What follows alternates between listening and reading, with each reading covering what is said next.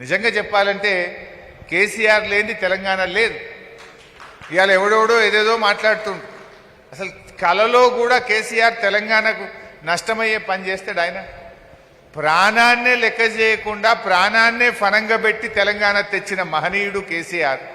ఇవాళ ఆయనను పట్టుకొని రేవంత్ రెడ్డి అండ్ ఓ గ్యాంగ్ ఉన్నది, వాళ్ళు ఇష్టం వచ్చినట్టుగా మాట్లాడుతూ ఉన్నారు ఈరోజు.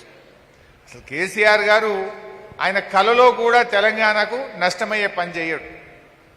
ఎప్పుడు తెలంగాణ కోసం కలలు కన్నాడు, తెలంగాణ కోసం పోరాటం చేసిండు, తెలంగాణ కోసం త్యాగానికి సిద్ధపడ్డాడు, కొన్ని దశాబ్దాల కలను నిజం చేసిండు, కోట్ల మంది ఆకాంక్షల్ని నెరవేర్చిండు కేసీఆర్.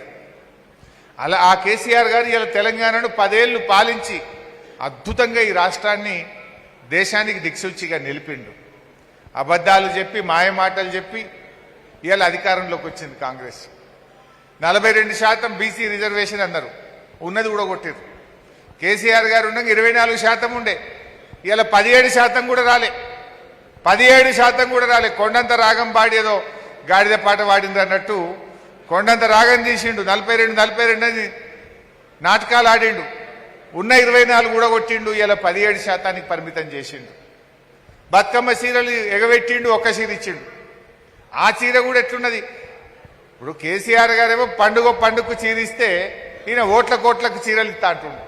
ఇప్పుడు సిద్దిపేట టౌన్లో ఓట్లు లేవు, గజ్వేల్ టౌన్లో ఓట్లు లేవు, దుబ్బాక హుస్నాబాద్ టౌన్లో ఓట్లు లేవు, ఆడ చీరలు రాలే. సర్పంచ్ ఎలక్షన్లు ఊర్లలో ఉన్నాయని గాయాడ మాత్రమే ఇచ్చిండు. అది కూడా ఆడ ఎవరికి ఇచ్చిండు?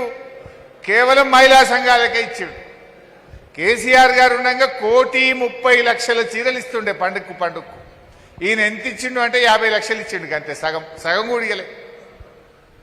అంటే ఇదంతా ఓట్ల రాజకీయం, ప్రేమగల్ల రాజకీయం కాదు. ప్రజల మీద ప్రేమ లేదు, ఎంతసేపు ఓట్ల రాజకీయమే తప్ప రాష్ట్రం మీద ప్రేమ లేదు, ప్రజల మీద ప్రేమ లేని ప్రభుత్వం ఈ ప్రభుత్వం.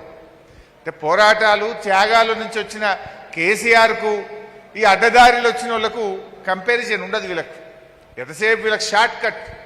100 అబద్ధాలు ఆడన్నా పెళ్లి చేయాలని వెనకటికోడు అంటే 100 అబద్ధాలన్నా ఆడి కుర్చీలో కూర్చోవాలని రేవంత్ రెడ్డి అంటుండు. అది ఇలా మనకు వాళ్ళకున్న తేడా.